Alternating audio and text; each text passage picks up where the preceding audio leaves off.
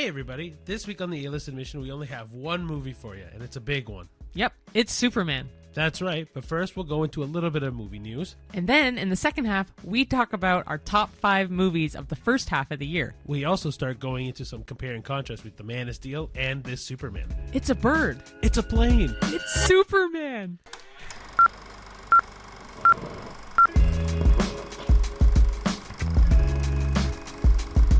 Hello, everyone. Hey everybody.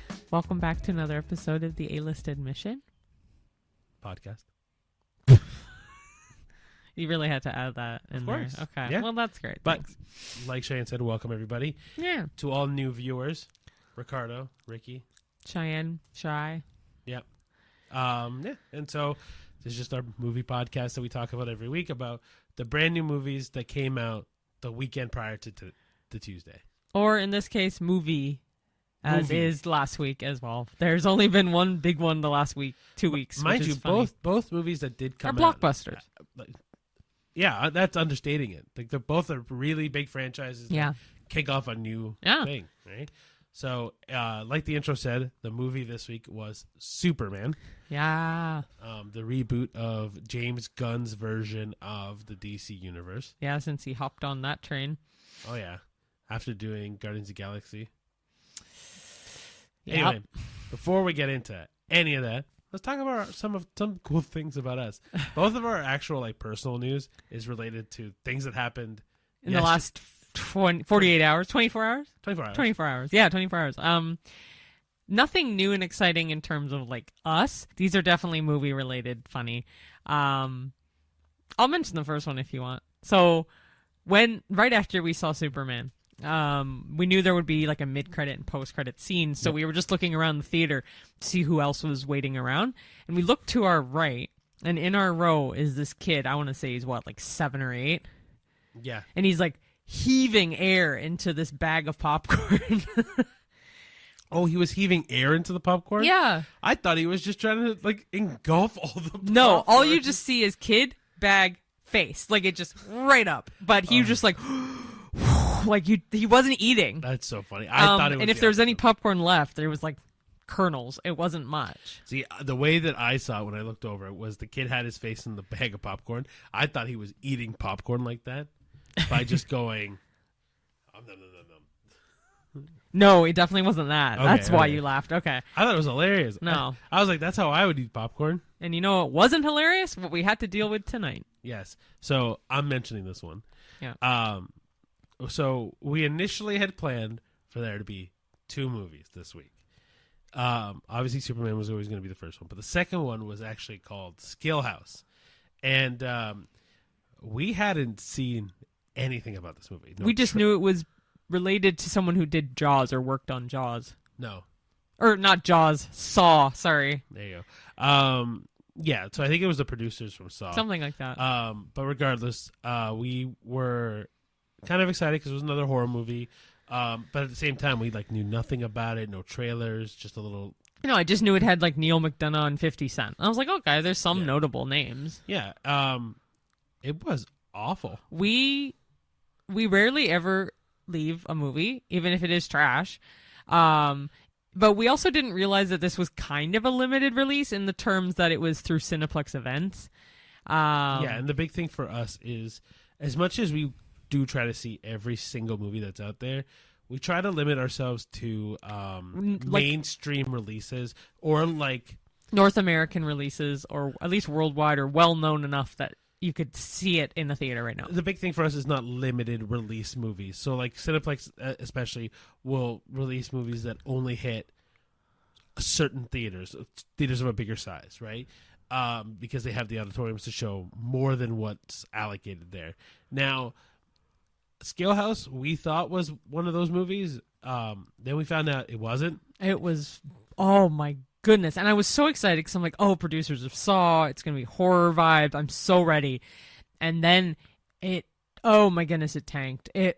I don't know how they filmed it. It looked like someone filmed it for a school project for university. Yeah, that's what Cheyenne said too, and I do agree with it. It's kind of like a master thesis. The big thing with this movie, and honestly, no shade to anybody involved with it. It No. just kind of had the vibe, at least, of So the movie's about a content house that and a murder is involved in it, and it's based off the Sway House, which I've never heard of. So that was the big thing. Like, it kind of just felt like a very TikTok generated movie. Or the other way I want to think about it is, this might date us a little. YouTube Red used to be a big thing, and it kind of felt like one of those. Like, I don't know. I never knew what it was. I know of YouTube Red, but so yeah, YouTube Red was like a paid version of YouTube, same run by YouTube, but it was supposed to be for higher production videos. This was not higher production. This felt like a YouTube Red. No, this felt like one I'd find on Tubi or Plex. No. Yeah, 1,000%. Because Plex is showing actual good shit too. Okay, and Tubi is too. Does have some Tubi-made movies, and I've seen a couple bits and pieces of them, and the vibe of the cinematography was the same. I think you're giving that too much credit, because Skillhouse truly felt like a YouTube video that was longer and a higher production. It didn't have higher production. What do you mean? A YouTube video doesn't have high production. Oh, higher production than a YouTube video, sure, but we're not talking... That's what I'm saying, is that a YouTube Red video is a higher production YouTube video. Okay. This felt like a higher production YouTube video, not a low-budget movie. Oh. Okay. Regardless, the movie it was trash. Complete trash. Don't see it. Or see it if you want to see trash, but... Okay, Cheyenne is making it sound way worse than it was. The thing is, it was not good, and Ricky is the one that would rarely ever consider leaving a movie. The thing is that it wasn't the movie we expected. I think that was the big takeaway for me, at least. It wasn't that it was, for me, it wasn't even that it was bad. We didn't give it a chance to say it was bad. No, but I actually did know it was about a hype house. I didn't, because I read the synopsis. Sure, but like, it wasn't what I expected. I expected, because it was also like from people that were involved in Saw, that I thought it was going to be kind of the production of the first Saw movie, which is low budget. And even actually, yeah, this was worse than that. That's what I'm saying. Is that this didn't feel like low budget. This felt like no budget, right? Like, it wasn't. It didn't. It truly did feel like a bunch of college kids that put this together for a glorified YouTube video. No budget, though, sounds like they could spend as much money as they wanted. I'm saying like $0. They had no money. They had no money, yeah. Right. My college kids that are trying to fulfill a project, right? Like, yeah. I'm not saying it was a bad movie. I can't say that. We haven't seen it. The 10 minutes that we saw, we did not like. It was lackluster, but it was on the same wavelength as Terrifier. Like, to yes. But like, this was a little worse. Same vibe. We didn't get to the point where it was like, oh, is this going to be as good as Terrifier? Okay, but yeah, it was not great. So funny enough, we always post photos on our story on Instagram. Follow us at the A-List Admission of A-List Admission Podcast. Yeah, but the username is at the A-List Admission. But if you look up the A-List Admission Podcast, will come up. Anyway, we always post on our story a poster of the movie that we are going to see right before we see it. Well, we took this one down right after we left the theater because we technically didn't see it. And if we did a pop or flop, I would have flopped the hell out of this. We hadn't seen it. Cheyenne is saying that, but we don't know. No, exactly. So for now, I'm glad we didn't finish it. And it was a limited type release in a way. So, yeah. I am on okay, when it comes to movie ratings, I don't like to rate something I haven't seen. Okay. So, I'm not rating it. I'm just saying we didn't finish seeing it, and I'm happy we didn't finish seeing it, just based off what I saw. So yeah, Skillhouse, not that great. Also, one more thing in our, I guess, like not private life, but like stuff to keep for the week.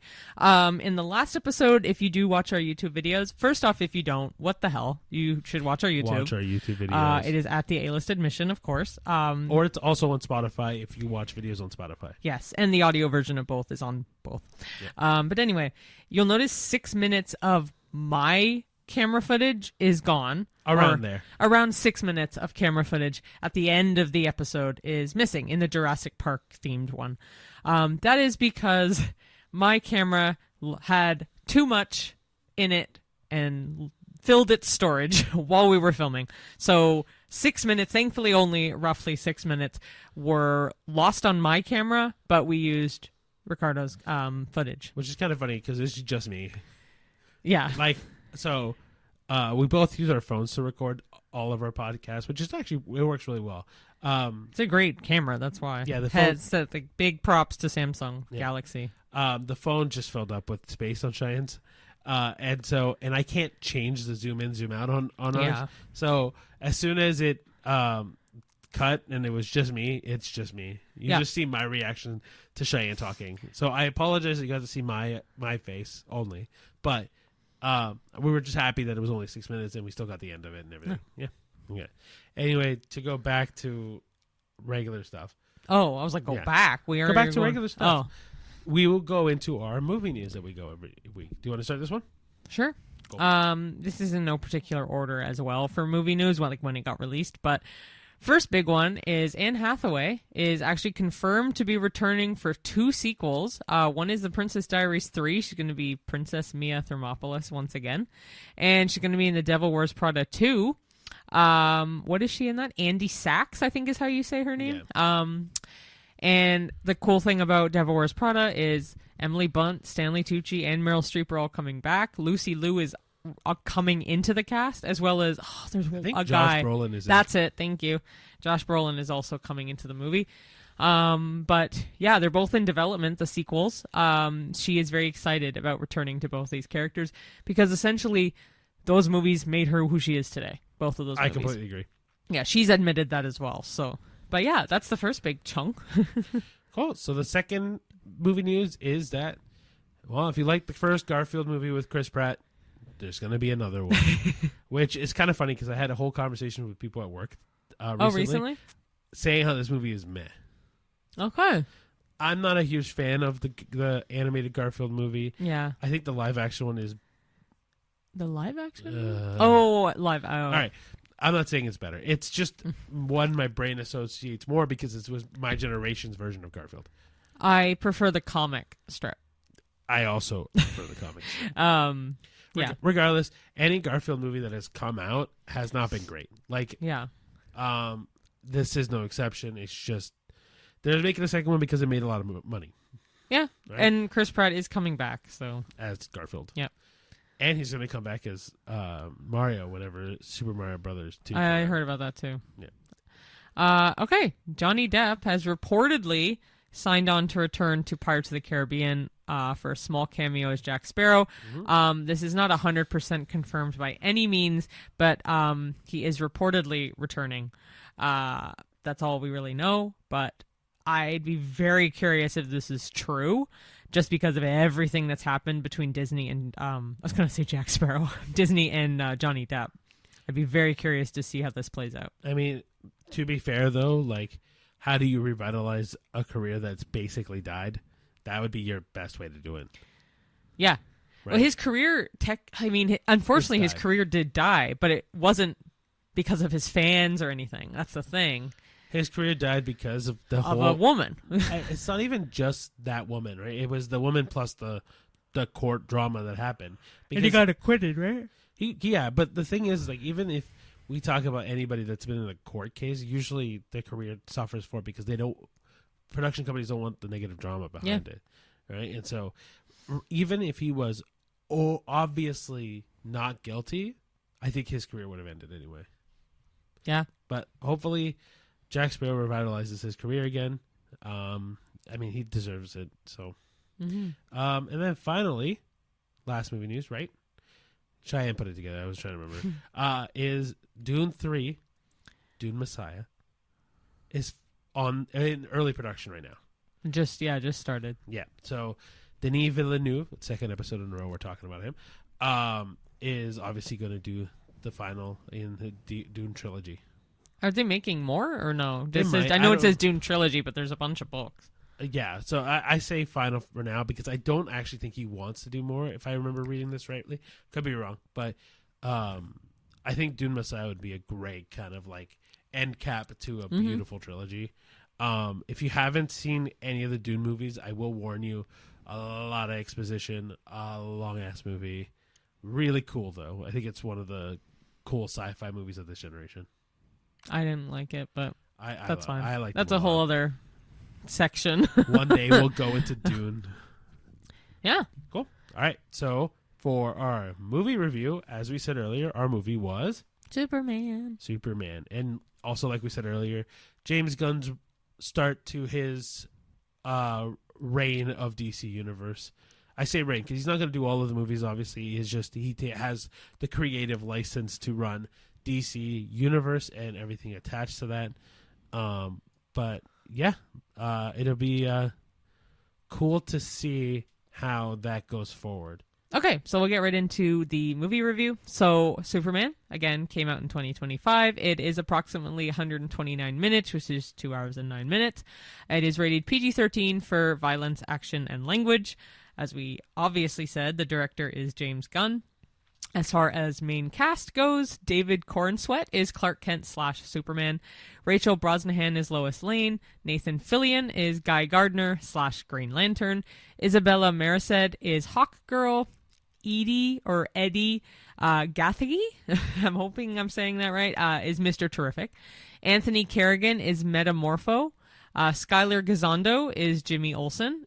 Loved him in Vacation, just a side note. Maria Gabriela De Faria as Angela Spica / The Engineer. And Nicholas Hoult as Lex Luthor. Oh, one of the best for last, though. All right, so now into our spoiler-free synopsis. In Superman, Clark Kent navigates the duality of his life as a mild-mannered reporter and as the world's most powerful superhero. Set in the new DC Universe reboot, this film explores Superman's efforts to reconcile his Kryptonian heritage with his human upbringing, striving to bring hope and justice to a world that often feels divided.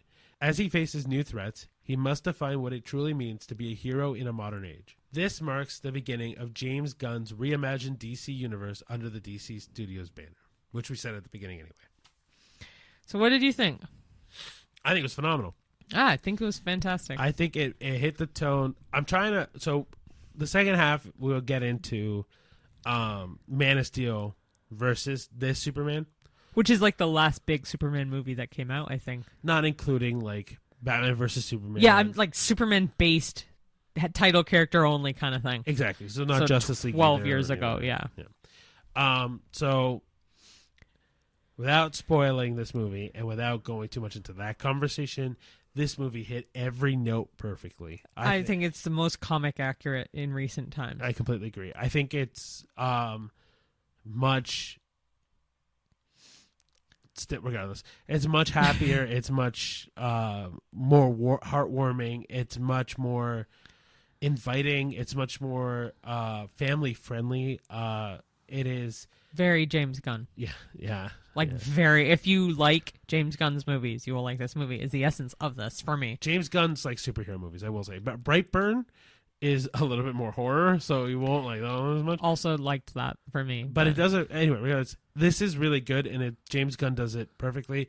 And one thing that I love that James Gunn does specifically in any movie he does, the music is so good, and it plays so well to every scene that he includes specific songs. Well, it helps that he brought John Williams' score back. I mean, in his own way too. Like obviously, John Williams. I think he came back for this anyway, but the way he reworked some of the original into the movie in different scenes was really well done. Perfect. Yeah, if John Williams didn't write the score, I'll put it on the screen now just to correct it. But regardless, yeah, I completely agree. The John Williams original theme from Superman, the original Superman, works really well with the themes that they included into this one. Plus, but I also mean like the pop culture scenes. Like, there's a scene with Mr. Terrific. That song worked so well in that scene. I couldn't even tell you what the song is now. I would just know it to hear it. Yeah, but apart from that, every character is just blends in and out very well. It's like when they used "Break the Chain" by Fleetwood Mac. Yeah. In Guardians of the Galaxy or whatever. Well, I'm trying to remember which one. Either way. Yeah. How he adds like those big songs, or like or Mr. Blue Sky at the beginning of Guardians of the Galaxy 2. Oh yeah, or the with Baby Groot dancing. Yeah, but what the synonymous one from the first movie? Hey, that one. Yeah, okay. Yeah. What is that one called now? Come and Get Your Love. Thank you. Get Your Love Now. I almost was singing it. No, Anyway, copyright. No. But yeah, regardless, music. James Gunn knows how to infuse music into scenes perfectly, but he's also really good at ensemble movies, and this movie was very much an ensemble movie. Yeah. Every character that was included in this movie had its beautiful part to play, and it worked well. And Nathan Fillion. Yeah, Nathan Fillion. I always worry to say his name wrong. Why? I always think it's Fillion, but it's not. It's I always Fillion. get his last name kind of mixed up with Fiennes. Fair. Like Ralph Fiennes or Fiennes, whatever. Yeah. I didn't also know. Did you know this is really ADHD of me. Did you know he had a filming, like an acting brother? I did not know Ralph that. Fiennes? I want to say it's Joseph Fiennes. Anyway, brain back to normal. Continue. Nathan Fillion, in everything he touches, is so funny. He was and in so fun. Uncharted, right? Or No, no? You're thinking of Tom Holland. No. Tom Yeah. Who's the older guy in Uncharted? Mark Wahlberg. No. 100%.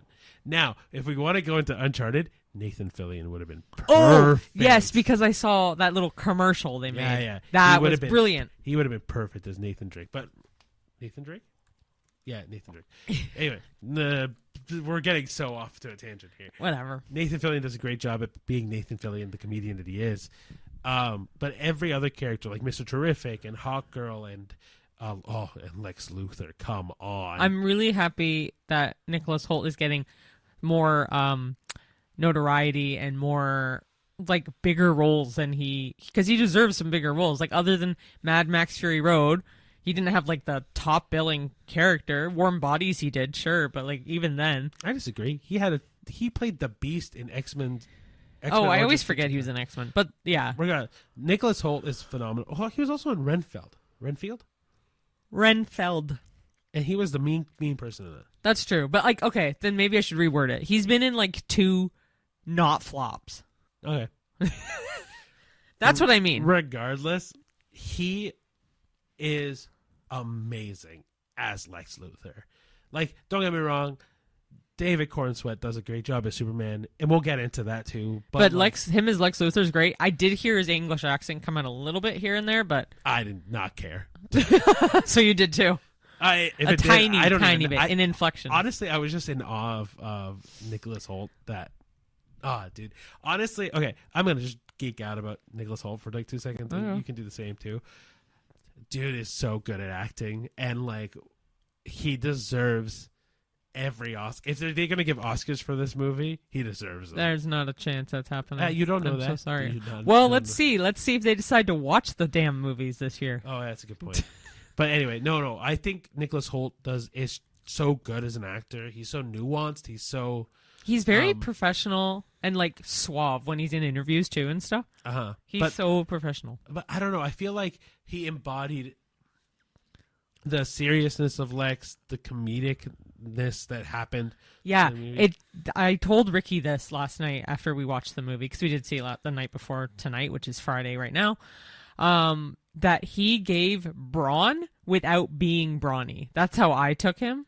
Because if you picture Lex Luthor, I always picture him like, give me a minute. Kingpin? Yes. Okay. I always think of Lex Luthor like I think of Kingpin. I see what you mean. I think, okay, so the thing with Nicholas Hoult is, I think in this movie, as Lex Luthor, he plays the confidence level to like a 10. Like that's what I mean. That gives the brawniness without being physically brawny. It's in mental state, which I think he plays brilliantly. The only difference between, to me, Lex Luthor and Kingpin that I can see the confusion of, but like Kingpin to me is just evil for evil's sake. Yeah. Lex just wants to be better than Superman. Yeah, he blatantly agrees with the fact that he's jealous. 100%. He's envious, if you will. But I think he is just... But, like, Nicholas Hoult plays that perfectly. Like, honestly, I know he auditioned as Superman. And did he? Yeah, he did. And he that's the thing. I was thinking about it recently. I was like, he auditioned to be Superman and then got Lex, but come on. Like, no, I don't think you could have casted a better Lex Luthor. No, I mean, I like poor Jesse Eisenberg tried, and he was not good. But it's funny because I don't think of Like, I can't think of anyone else currently who would play Lex Luthor, but I would never have thought of Nicholas Hoult neither either would I. until he did it. But he just, I don't want anybody else to touch Lex now. I am kind of biased with certain DC movies because I love the DC universe. And I just really liked this movie. I really, really, really liked this movie. Sucks that it came out in July, which we'll explain later, But yeah, no, it is phenomenal. Yeah. And I mean that seriously. I'm gonna give it a 9. I'm upping it from last night. We were flirting with it too. I think I'm also gonna give it a 9. Yeah. Because originally I was gonna be like, oh no, it's gonna be about an 8.5. No, it's a 9. Yeah. I gave it an 8.5 last night. I upped it to a 9. You gave it an 8 last night, and you upped it to a 9 now. Yeah, I completely agree. Yeah. I think the only reason I think it's gonna get knocked down a peg from a 10 is I just kind of wish there was more Superman, less side characters. Oh, that too, but also I was hearing some reviews that people wanted more Clark Kent. I also agree with that. Yeah. But I also do think the comedy of it slightly gets in the way. That it definitely, the James Gunnness of it gets in the way just a smidgen that I'm like, ugh. Like, that's why. It's like, comic accurate. I just wish it was not darker. I just wish it was a tiny bit more toned down. Serious. Like serious. Like the comedy, don't get me wrong, I loved it. I still loved it. It was so funny, but and it's it was just so a good. little too James Gunn. Like just I completely agree with too that. much. I think it is like, truthfully, like if they if they took out maybe some of the side characters and made it moments of Superman taking it seriously, just moments, I think you'd have a 10. Maybe, yeah. I think this movie is like not a 9.5 because we've mentioned two things that are wrong, but like I think it is so fucking close to a 10. But it's very close. But also, we were reviewing Letterboxd for our segment later where we talk about our tops for the first half of the year. Yep. And there's a lot of movies on there that we were looking at. We're like, wow, this rating is off, up or down, or lower or higher than we thought. I think, which we'll go over at the end of the year. We're going to do we'll a talk full about recap. it, but we'll also talk about like Yeah. movies in the second half of the year right now later. But anyway, just for this movie, yeah, I think a 9 works perfectly. Yep. Solely because there are like minor things that need fixing, but it is like it is a solid A for me. Like if we were giving letter grades, it Yeah. is Not A+, so, but A. it is so damn like it's like a A minus. yeah no it's an A. It's so Well, there's close. A minus, A plus. So you'd still give it an A? Excuse me? Yeah. It's A minus, A plus. No, it's not. It is 100% that. No. 100%. It Because it's still an A. Shy. It's an A minus, which is lower than. Are you freaking kidding me? No. Okay. Maybe sounds so conceited, but I used to get a lot of A's and A pluses. I never got an A minus, so I thought A minus just meant I was like, oh, A minus, A plus. No. Shit. Okay, oops. So, Sorry. Sorry. That's definitely getting clipped for YouTube now. But Oopsies. yeah, no, an A minus. Okay. I used to not right. get A pluses, so this is how I know. I know. I'm not trying to sound conceited. It's just No, oh, you know what? I could just dig myself a deeper hole. no, I'm just go gonna for leave it. Might as well. No. Put it on YouTube. No, I was anyway. just gonna say like I'm not familiar with lower grades. That's fine. No. Hey, That sounds so bad. No. But honestly, I'm honestly not meaning it to I'm be. very proud of you high and for mighty. getting really good grades. I was a teacher's pet. I love school. I wasn't fortunate enough. I was That's okay. too distracted. So like a C minus is worse. before a C and then a C plus. Yeah, so an A minus is worse. Do than they an have A. C plus plus? Not the computer programming. Haha. No, No, it wasn't why I said No. that, but okay. no. It's literally like so better than a C plus is a B minus. My mind is blown open now. Yeah, so a C plus and then it would go B minus. Wait, what? Oh, okay, yeah. And then a I B. hate that. Why do you hate that? It makes my brain hurt. So it literally would go F, D minus. No, I just start at the very bottom. Did Did they do F minus? That's the joke, but no. Oh, that means you did like so bad. F is a fail, like a hard fail. yeah. So D minus is you're the in low- the real red. D minus is as low as you can get before failing. Yeah. So, but it's D minus, D plus, C minus, C. But C not many plus. places I knew or schools that I went to did minuses anyway, I think. They would just do A or A plus. Like As someone who got B minuses, yeah, they do. okay. Well, again, off on a really bad tangent. Anyway, point is, this movie is damn close to a 10, bar a couple things. I think, but 9. I've heard a couple people also say 9. Like, I think 9 is a solid mark. Yep. I think, honestly, best Superman movie I've ever seen. Yeah, 1,000%. And we're gonna get into one of the ones that we just recently saw in our second half, which starts now. Did you want to do this first, or did you want to do the top 5 first of the month? Oh yeah, let's do that. Okay, so we'll take a little mini break. We'll go into the Superman stuff after this, but right now, because we mentioned this last week, we wanted to do our top 5 movies of from January to June, the first 6 months of the year. I love you, but you cut me off. Thanks. You're welcome. Go for it. No, I was going to say that. Oh, my bad. And then you just kept talking. I'm like, okay, well, fuck me then. Fine, go. No. You go ahead. Okay, all we were going to do was, so now that we're in July and 6 months have passed of us doing this podcast, which is crazy, by the way. Congratulations. Woo. Well, we're on episode 28. Only feels like an eternity. And 26 is halfway through the year. Yeah, no shit, Sherlock. I'm just reiterating. A asshole. plus. Anyway, so we talked about it last week, but I wanted to go and do, hey, what was the best movies from January, February, March, April, May, June, and then put our top 5 on it. I want to decide my top 5 in order, but right now we have them written down as top 5 of release. Yeah, for me, I'm keeping it as top 5. Like, you can change it as we go if you want, but I'm doing my top 5 so far in order of release only because for me, in my brain, it's more fair or fairer, whatever, than doing my top 5 right now because I'd rather do that properly once we've seen everything. So for me, I'd just rather do it in order of release. All right, so that's just how I feel. Okay, my top 5 were fairly easy to pick. I actually ended up, one of the movies I ended up putting in my top 5, I couldn't add because it was from July, which we are not including 2 movies. Anyway, my top 5 in order of release are Better Man, Mickey 17, The Day the Earth Blew Up, a Looney Tunes movie, Sinners, and The Life of Chuck. Okay, so my top 5, which I'm changing now. One of them I'm changing right now. Oh boy. I wrote down. So the one I wrote down.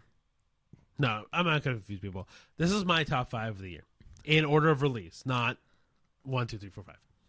Is Better Man, Mickey 17, Sinners, The Life of Chuck, and Elio.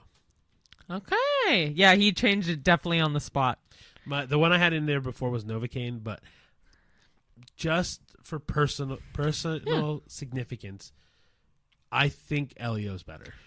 Novocaine is good. Don't get me wrong. Novocaine's really good because it's really unique. But I think Elio needs to be in my top 5. Okay. So we're not including Jurassic World Rebirth and Superman because they both did come out in July. If they had been included, those would have been in my top 2 or top 5 easily. But it doesn't matter. So those are our top 5. If you want to see all the movies we've seen so far, feel free to follow us on Letterboxd. It is at the A-List Pod. We post every time we see a movie, and the ratings are out of 1 to 5 stars. So we kind of average it back from a 1 to 10 rating to a 1 to 5. So if we give it like an 8, it'll be like a 4 on there kind of thing. So so I know that it says in order, we said in order of release, and not 1, 2, 3, 4, 5, but like all these movies on this list are good movies, and there were a lot of movies on that didn't make the list that were really close to making the list, right? Like I know Cheyenne, me and Cheyenne both had Looney Tunes on there at one point. I do have it. Oh, on you there. have it on? I had a Complete Unknown originally, but that technically came out the last week of last year, so we can't include it. But like even like I know I had on my honorable mentions list, I had F1, I had Warfare, I had You had a lot. I didn't. I had these are all movies that I just enjoyed, right? We even go.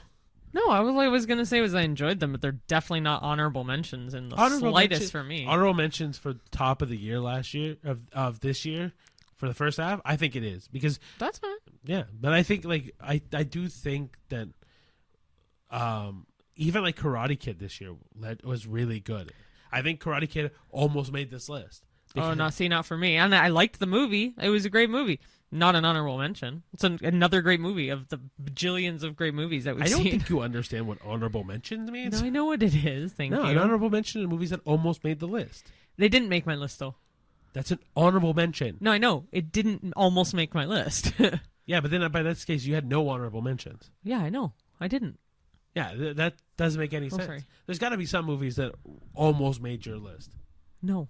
All right. Well, then Cheyenne's just a cynic for all the other movies.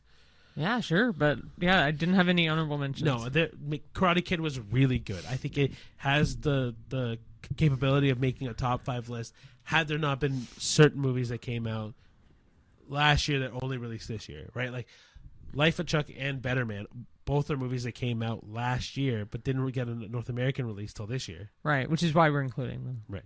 Same with Looney Tunes. Yes, and Looney Tunes. But like... And Wallace and Gromit, which obviously isn't on our list, but we saw that this year and that was released. Oh, sure. But so was the last... Maybe not. So was The Last Showgirl. So was A Room Next Door. The Room Next Door. That's right, yes. But like, there were a lot of movies that came out last year that got a release in North America this year. Yeah.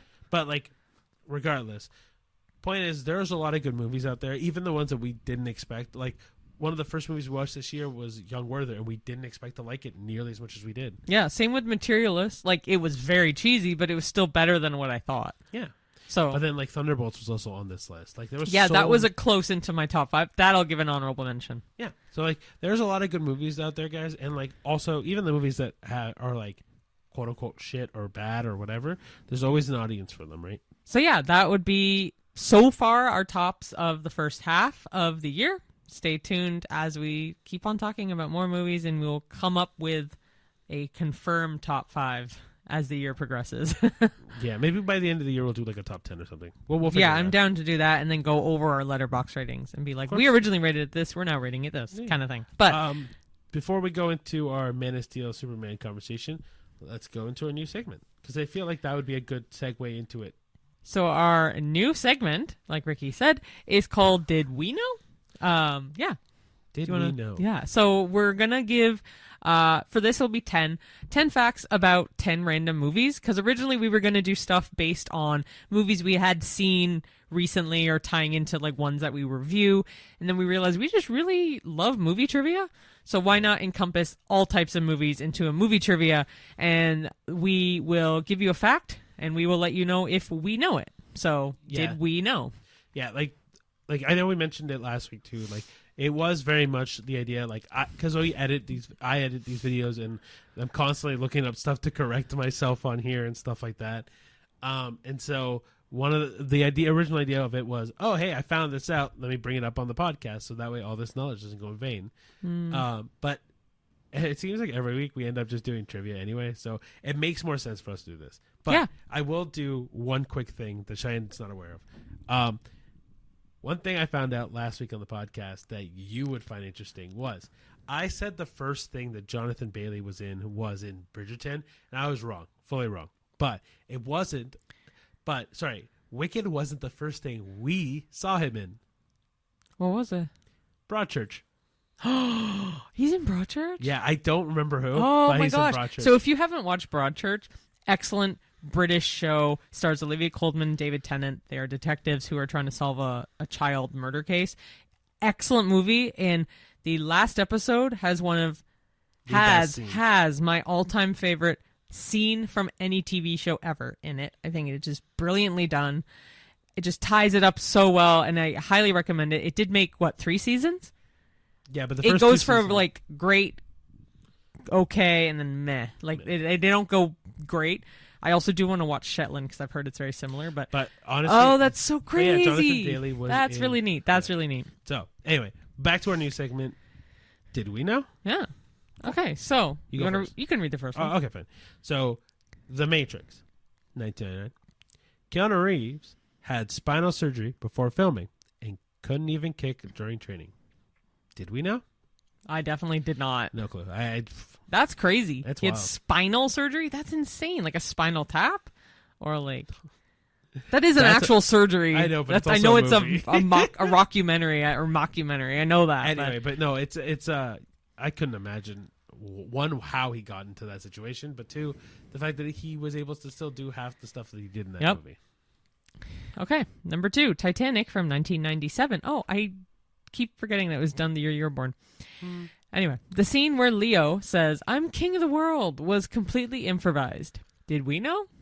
No. I did know this. Did you know that? I did know this. This is actually quite common knowledge. I did not know this. That's okay. We still have not seen it. We will eventually. Yeah. I mean, it's been 6 months since we started this, and we haven't, so, I wouldn't get your hopes up. Well, we did talk about it, why we'd watch it. Yeah. Anyway. All right. Jurassic Park, 1983. Man, we just did this. Anyway, the T-Rex roar is a mix of baby elephant, tiger, and alligator sounds. Did we know? Yes, question mark. I knew they were animal sounds, but not these specific ones. So I guess I'll say no. I did know this. Okay, then maybe I have. Maybe, I don't know. Go for it. Okay, next is The Lord of the Rings, The Two Towers from 2002. Viggo Mortensen broke 2 toes kicking a helmet. That scream, totally real. Did we know? Yes. Yeah, we did know This is a very common fact that I have heard before. But cool. Home Alone, 1990. The gangster movie Kevin watches, totally fake.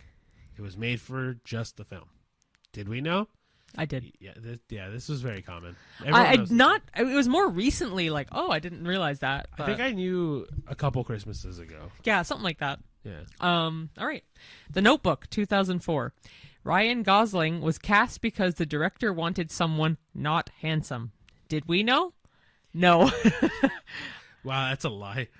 I didn't know this. No. Oh. No. Okay. I love how you said it right after I said that. No. I also didn't know, but the director is just kidding himself. He's not attractive. I disagree. I think that's fine. He's attractive in Fall Guy. I think he's not. Maybe he's not everyone's cup of tea, but he's also not ugly. No, he's not ugly, but I love that it's not handsome. Anyway, I did not know that though. Cool. No. Bridesmaids, 2011. The airplane scene. Kristen Wiig was really drunk. She drank tequila for real reactions. Did we know this? No. That is amazing. I did not know that. That's brilliant. That is very fitting for Kristen Wiig. I love Kristen Wiig in SNL. Oh my gosh, and the Californians and just no. She's a phenomenal improviser. She's just funny. And it's just well done. Yeah. Okay. Toy Story, 1995. Tom Hanks' brother Jim does Woody's voice for toys and video games. Did we know? Heck yeah. Okay, so actually, I almost said hell yeah too. That's funny. I can actually pinpoint one of the exact interviews where he mentions this. Yeah, I can too. With Graham Norton. Yeah, it's very, very, and he looks. They look so much alike. They look alike. They sound alike. It's wild. The Hanks family. Oh yeah, the way they do talk is crazy. But the Hanks family has such strong genes on the dad's side. Like crazy. Colin looks like his dad, who looks like his brother. But like, Chet doesn't really look like. Who the hell is Chet? Chet Hanks? That sounds like Chet, the shitty reindeer in the Santa Claus movies. No, Chet is an actual Hanks. All right. Inception, 2010. The hallway fight shot in a real rotating hallway. No CGI. Did we know? Yeah. I forgot I knew, but I knew it from you. So. I did know this because I've actually seen the footage of them doing the whole setup for it. It's really cool. It looks like a cube, but it's really cool. All right. Finally, The Lion King, 1994. Hakuna Matata wasn't planned. They replaced a song about eating bugs. Did we know? I don't think I did. I had no clue. I actually thought this was like pinnacle, like pillar. Most things that are like important to the movies are never usually in the beginning stages. But it's crazy because Hakuna Matata is like probably one synonymous with The Lion King. I know, but I don't think I've heard of this. I don't even know what kind of eating bug song they would be talking about. So I have no idea. I can't like not do the the hand thing. Hakuna Matata. No, you need to show this because I have no idea. Okay, so I learned this from the festival of The Lion King, which is a show in Animal Kingdom at Walt Disney World. Oh. It is. I don't think it's there anymore, unfortunately. But a very common thing. Okay, now this sounds a little more familiar. Okay, but still, a very common thing that they did was, if you can imagine Hakuna Matata, not singing it because of copyright, but it's like I'm gonna pretend this is a table. It's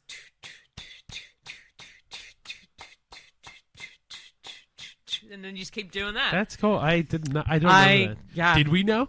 I damn sure did. I think I do remember this, but I don't remember it all. Pipe dream? Fever dream? Maybe fever dream. I don't know pipe dream. Wasn't for me. It was real. But guys, that was our segment called Did We Know? If you like it, let us know. If you didn't know these things either or did, let us know as well. I mean, we always talk about trivia anyway, so this is just a fun way to insert more trivia into the podcast. And it's fun play on like, did you know? Did we know? Anyway.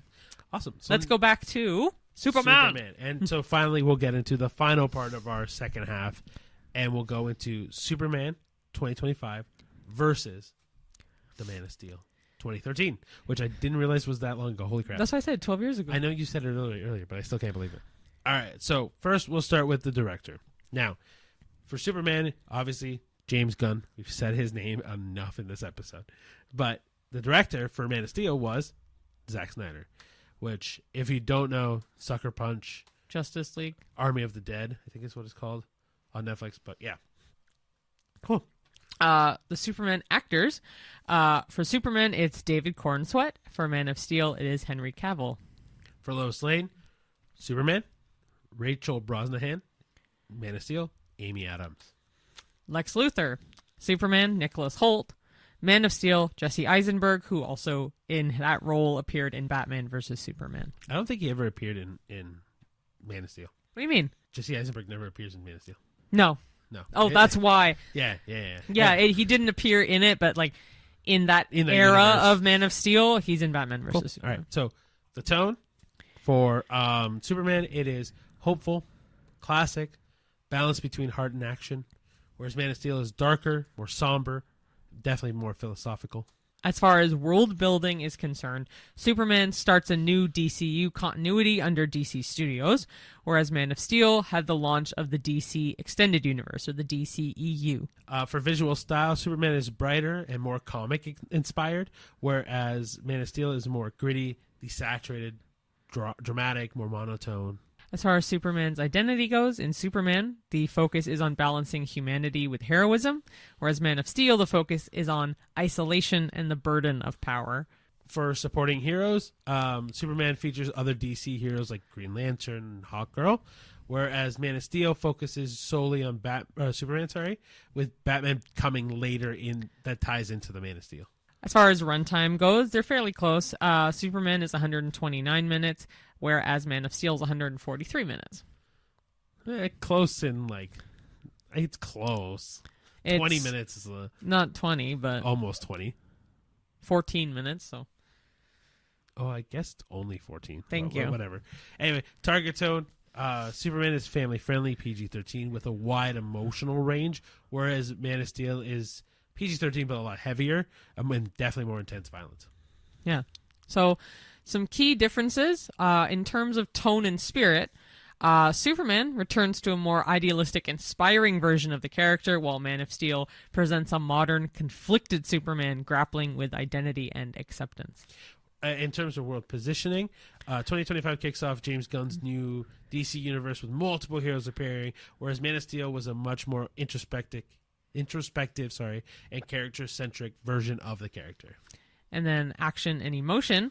Zack Snyder's film leaned heavily into stylized action and weighty themes, but James Gunn is reportedly emphasizing the character warmth, the charm, and the balance with adventure in Superman. Perfect.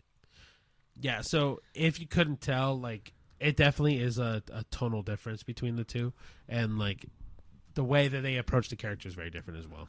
Yeah, so we'll get into five questions to ruminate on. This is a vibes check on hope versus heaviness. So, which film do you think better captures the spirit of Superman? Hopeful and inspiring, or introspective and heavy? Funny you should say that. This is a hot topic on really? on different podcasts online talking about this, but the only answer really is the 2025 Superman movie, where it's a lot more hopeful and inspiring. Yeah. Superman is not dark and gritty. It just doesn't feel right. It kind of feels like it feels so much on he cares about humans in Man of Steel, but it's such a side point. again, Man of Steel, fair warning, there might be spoilers because that movie is 12 years old. We will not be spoiling Superman, but Man of Steel, we may spoil some stuff. Absolutely. Case in point, his adopted dad. He could have probably tried to save him, but because the dad's like, no, don't do it. I don't know. I just felt like there was such a pushback where he could have been more Superman in that moment. Well, the idea for Man of Steel was very much like Superman hiding his identity, right? Like, it wasn't the idea of... I guess because he's near a group of people, sure. Well, like, because... And that's kind of what his dad pushes, right? It's like, oh, don't come out and be this superhero. People are going to be scared of you, going to hate you, going to be threatened by you. So even in the moment where his dad is going to die, his dad goes, no, don't save me, protect yourself. I get it, but like there's so many other things that are just not accurate to the comics. But I'm agreeing with you in the sense that, like, even in that moment, oh yeah, is not something one Clark's dad would say. Yeah, and two, it's not something that Clark would ever do. Like, Superman would never willingly let someone die, or like let a building fall, or like he would try his best to do the best he can because he's Superman. There's just not enough of that in Man of Steel. Man of Steel. Like, yeah, but and to also agree with that, like, big thing with Man of Steel is like he's throwing General Zod through buildings, breaking so many things, causing so much destruction. Like, at the end of Man of Steel, like the Metropolis is like devastated because of the fight, and not because Superman did anything to protect Metropolis. It was very much like, well, fuck whoever's in these buildings, like, it's coming down because Zod is more important, right? We say this because Superman does it. The Superman of 2025 does not do this. It does almost the exact opposite of this. Okay, so which film better captures it? What? Superman's identity or Superman's... Which one captures the spirit of Superman better? I think it's Superman. Absolutely. Of 2025, 100%. Yeah. So, next is Clark Kent energy. Who better embodies Clark Kent's dual identity? David Corenswet or Henry Cavill? You were ready to ask that question. So why? Because you read the last one and I was worried you would just start reading. This one is hard for me to answer because there's not enough Clark Kent to justify if David Corenswet did a dual identity better or worse. So in this instance, I'm going to say Henry Cavill. I'm going to disagree for one major reason. I don't think... Oh, okay. Never mind. I misread the question. Yeah, I read it and I still misread the question. What? I think I agree with you. Henry Cavill does a better job, but because there's more opportunity there. My only issue is I don't think they use Henry Cavill to the best of their ability in the DCEU. No, but no, in the no. Yes, sorry, the DCEU. Henry Cavill is DCEU. Yeah, no, I think we talked about this. This isn't part of any other question, but I think Henry Cavill looked more at the Superman part in the face. Fair. But the mannerisms and the essence, I definitely preferred David Corenswet. But the dual identity, it's tricky because, I don't know. I see Henry Cavill doing it a little bit better only because there's more of Clark Kent in Man of Steel. I think the little bits that we get of Clark Kent, I really do like David. Well, it's just hard to compare it, really, because there's not enough, and I would love to have seen more. I mean, we'll see. I guess the true answer to this question will come later when more of David comes out and stuff like that. So I'll agree with you of Henry Cavill. I think Henry Cavill has the ability to do so much in the way of acting. Yeah. But he just doesn't have the writing to make him good. Yeah. You know what I mean? Like, I think Mission Impossible Fallout, I should be specific, is his best movie he's ever done for his own acting ability. I think Man from U.N.C.L.E. is great. No, I'm not arguing them. No, I think that's his better one. I think he has more nuance and more depth in the villain in Fallout than in Man of U.N.C.L.E. I think Man from U.N.C.L.E. Sorry, I think he's just very surface level in Man from U.N.C.L.E. But, okay, that's fair. My opinion. I think Henry Cavill is the better of the two in terms of Clark's dual identity. However, I just wish that he'd use Henry Cavill better. Yeah. Cool. So the next one is Lois Lane Showdown. So which Lois Lane feels more dynamic and fitting for the Superman universe? This is tricky. I don't know enough about Lois Lane to really justify my answer. Well, regardless of the comics, looking at it from a movie perspective. Dynamic Amy Adams. Yeah? Like Rachel Brosnahan, I thought she was kind of weak for Lois Lane, to be honest. I'm going to disagree with you. Great. Because I think Rachel Brosnahan does something that every Lois Lane hasn't done before. What? And challenge Superman. Oh, really? Very much so. Did Amy Adams not? I find Amy Adams kind of went with the motion, which, not Amy Adams in particular, I'm just saying her Lois Lane kind of just went with the motions of stuff. Like, it kind of like... Maybe that's why I didn't like A Damsel in Distress, sure. Yeah. But maybe that's why I didn't like Rachel Brosnahan, because it was different. So you're right. More dynamic then, I would say her, but more fitting, probably Amy Adams. So, the reason why I like the Lois Lane in Rachel Brosnahan is just solely because she feels like her own character. Whereas I find the Amy Adams written Lois Lane is just very cookie cutter. Which is very fitting for the Superman universe. Yeah. So dynamic, Rachel Brosnahan. But more fitting, I say Amy Adams. I'm still going to say Rachel Brosnahan, but that's just... For more fitting? Fitting in terms of... I think for the Superman universe, I feel like you need somebody who has as big a personality as Superman. I think it's asking, though, what's fitting for the Superman universe, as it is right now. And if it's so, then Amy Adams. I think it's still Rachel Brosnahan. Right. Because Superman is very toned down. Like, he's not really a big personality, he's very just, like, passive and very, like, not like he let things by, but, like, more in the sense that he will take it as it is, right? Okay. And whereas Rachel kind of fills in that, like, gap of personality, that, like, the fire that Superman needs. You know what I mean? Whereas, like, Amy Adams kind of just... again, I'm not saying this of Amy Adams, but, like, her Lois Lane is just there to me. Like, she doesn't do anything. Yeah. You know what I mean? I feel like she's just very bland as a character. Okay, next then, team versus solo. So does including other heroes in Superman of this year enhance or dilute the focus on Superman?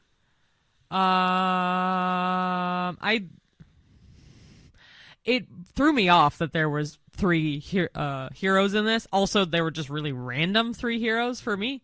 Like, I don't know if it enhanced it. I don't think it necessarily diluted it. It was just odd. Like, I guess it enhanced it in times, but there was other times I'm like, they just weren't necessarily needed. Especially Hawkgirl, for me, was not needed. I agree with you. But to me, they dilute the focus completely. Yeah. Because I feel like there's so much where Superman could have just done this on his own. Or like when people are rooting for Superman and like other heroes are there. It's just weird. I mean, the only thing that it does to enhance Superman as a character is that he's willing to take help and he's willing to understand he can't do everything on his own. But at the same time, I feel like in this movie, especially for the first movie with Superman, I feel like it should have just been him. No, I know. So the last part is legacy talk. All right. Which version has the potential to define Superman for a new generation? I think we both agree with this one. The new one. Absolutely. Superman of 2025. And I think it's the one that should define Superman. Superman flat, period, point blank. Like, it has the potential to define Superman. This one. Yeah, but I think it should. Like I'm saying, though, it should. Because the other one feels so much like not an evil version, but like a much more like narcissistic version of Superman. Whereas this feels so much like uplifting. Like, this is a good note for everyone. You know what I mean? Yeah. Like, I feel like this is gonna inspire kids to want to be like Superman or to have a Superman. Very much so. Right? Like this, my dad's favorite hero is pretty much Superman. And for Marvel, it's probably Spider-Man. But for DC, it's definitely Superman. Growing up, he wanted to be Superman. You would fake being Superman. So, like, it brings back the nostalgia of what people know and love about the original, like, Christopher Reeve style Superman as well. Of course. But, like, and that's exactly it, right? Like, I can look at this movie and go, man, this feels so heartwarming, so loving, so inspiring, so caring. So this is the Superman that I want to show our kids one day if we have kids. Or this is the Superman that I want to show to the world. Like, this is the one I'm going to remember more than the Man of Steel. Yeah, 100%. Yeah. Okay, that ties it up pretty well. Yeah. Sorry we were kind of all over the place with our second half, but it wasn't intentional. I think it was still like organized chaos. Organized chaos is the right word. But we wanted to like kind of cluster in a bunch of little things and end off with more Superman because it's an excellent movie. We definitely recommend that you go see it. Absolutely. Definitely one of the tops of the year, I think. Yes, but not for the first half of the year. No, but it's definitely one that we would definitely recommend. Yeah. Honestly, if you have a choice between... No, if you are going to watch a movie in July, please, please, please watch both Jurassic World and Superman. Yeah. I think both really deserve it. Later on, we're going to get some Fantastic Four, so that's also really worth seeing, so I'm really excited for that as well. Yeah, July seems like it's going to be so much fun for movies. Sure. Yeah, Smurfs, if you care. Oh, I mean, we also have Eddington next week, and what's the other one? There was one more. Oh, I know what she did last summer, the reboot. That one I'm less excited for. But anyway, the point is that it seems like July is going to be the month of really big blockbusters and really big reboots. Yeah. So I'm really excited. Yeah.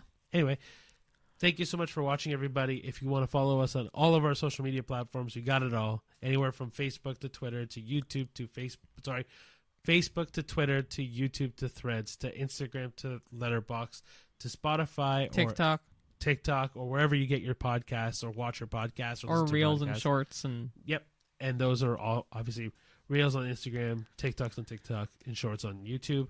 This is all social media. Just check all of it.